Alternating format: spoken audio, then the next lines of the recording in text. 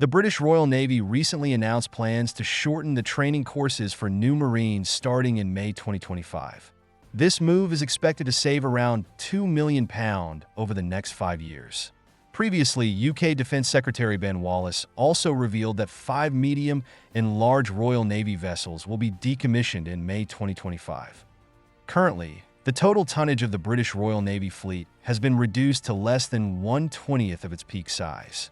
If there were a competition for naval decline, no one would likely beat the British.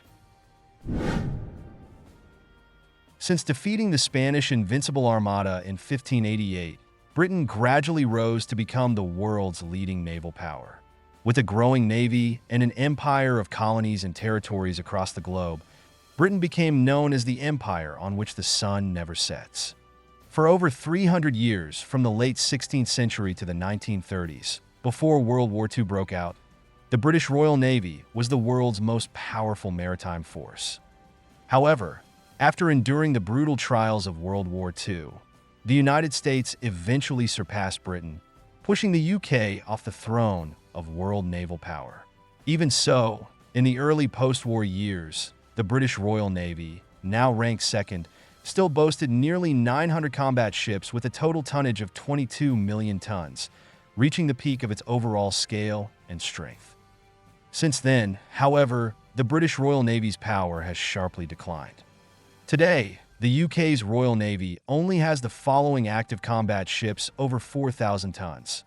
2 Queen Elizabeth-class aircraft carriers, 6 Type 45 destroyers, 11 Type 23 frigates, 2 Albion-class amphibious assault ships, 1 Trafalgar-class attack submarine, 7 Astute-class attack submarines, and 4 Vanguard-class nuclear submarines, totaling 33 ships. Of these, only 21 are surface combat ships. Including other auxiliary vessels and smaller ships, the Royal Navy's total tonnage is currently around 800,000 tons. Although, in terms of total tonnage, the British Royal Navy still ranks among the top 5 in the world, and the Queen Elizabeth-class carriers are currently Europe's largest aircraft carriers, with the 10 nuclear submarines coming in just behind those of the US, Russia, and China. The specific situation reveals a much more severe issue for the Royal Navy. Firstly, the 2 Albion-class amphibious assault ships are on the list to be decommissioned this year. These are the only large amphibious warships remaining in the British Royal Navy. Furthermore, the HMS Ocean, another amphibious assault ship with a full displacement of 20,000 tons, was sold to the Brazilian Navy back in 2018, and there are no plans for any future large amphibious ships. This means that the Royal Navy's amphibious warfare capability has been significantly reduced. While other countries are beginning to build and deploy new generations of large amphibious assault ships, the British Royal Navy has effectively cut back on its own amphibious capabilities, which is hard to believe. Secondly, the air defense capability of the Royal Navy surface combat ships is too weak. Only the 6 Type 45 destroyers have some area air defense capabilities, but this number is far too low. For comparison, the French Navy, while weaker than the UK in terms of aircraft carriers and nuclear submarines, has 2 Horizon-class destroyers and 8 Aquitaine-class frigates, all of which have some area air defense capability. Even then, the British Royal Navy is planning to decommission one of its Type 23 frigates, the HMS Northumberland. This means that when carrying out long-range missions, the Royal Navy will often have to rely on the US Navy or other European navies to provide air defense for their Queen Elizabeth-class carriers. Moreover, among the 5 large ships planned for decommissioning, 2 are Wave-class fleet replenishment tankers, with a full displacement of 31,500 tons. This means that the British Royal Navy's long-range replenishment capabilities will also be greatly reduced, and the solution will once again be to seek support from allied navies. There are many factors contributing to the rapid decline of the British Royal Navy. First and foremost, after World War II, the UK's national power saw a significant decline. Maintaining a large navy is an expensive endeavor. Building a massive fleet with numerous advanced warships is costly, and sustaining such a navy to remain battle-ready requires even more funds. The UK's economic strength is no longer sufficient to support such a vast Royal Navy, and as a result, it has had to continually reduce its size.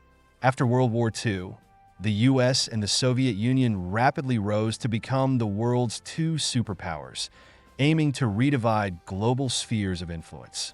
Despite their massive ideological and political differences, the US and the USSR were surprisingly unified in their efforts to dismantle the old colonial world order, with the first targets being the many colonies and dependent territories of Britain. As a result of the relentless efforts of the US and the USSR, the global colonial systems of both Britain and France quickly collapsed. Numerous Third World nations gained independence, breaking free from the control of the old colonial powers. Naturally, the Royal Navy had to scale down. Even though the British Royal Navy won the Falklands War in 1982, this did nothing to change its decline. One of the key assets from that conflict, the HMS Hermes aircraft carrier, was soon sold to India, one of Britain's former colonies. The British Royal Navy is often said to place a great emphasis on tradition and legacy. On one hand, this is seen as a spiritual continuity, but on the other, it has become a huge burden.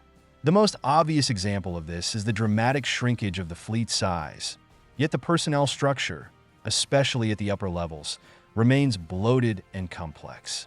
For instance, according to an investigation by British MPs, the Royal Navy currently has 119 admirals and 260 captains.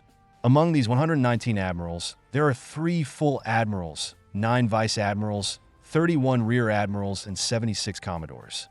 Given the current number of active ships and the actual operational deployment of these vessels, it's unlikely that even 1/10 of the 260 captains are actively serving on ships in command. Such a large number of redundant personnel, particularly the overabundance of high-ranking officers and commanders, inevitably consumes a huge amount of funding, which ends up squeezing the already limited defense budget. The UK government, particularly the Ministry of Defense, has long had an ambitious shipbuilding program aimed at revitalizing the Royal Navy. Among the planned projects, the first ship of the Type 26 frigate has already been laid down. With a full displacement of over 8,000 tons, the plan is to build 13 of these to replace all existing Type 23 frigates. Additionally, to expand the fleet, the Ministry of Defense plans to procure 5 smaller and relatively cheaper Type 31 and Type 32 frigates. The successor to the Type 45 destroyer is also in the works, with the Type 83 destroyer expected to have a full displacement of 12,000 tons. Furthermore, the Royal Navy's planned next-generation major vessels include the 4 Vanguard-class replacements, the Dreadnought-class ballistic missile submarines, with a submerged displacement of 17,000 tons, and 3 new-generation fleet replenishment ships with a full displacement of 45,000 tons. If these plans for new major vessels come to fruition, they would undoubtedly significantly enhance the British Royal Navy's strength and at least ensure it remains the strongest navy in Europe. However, given the UK's declining defense budget, I remain skeptical about the Royal Navy's future. Whether all these ships will ever enter service is still very much in question.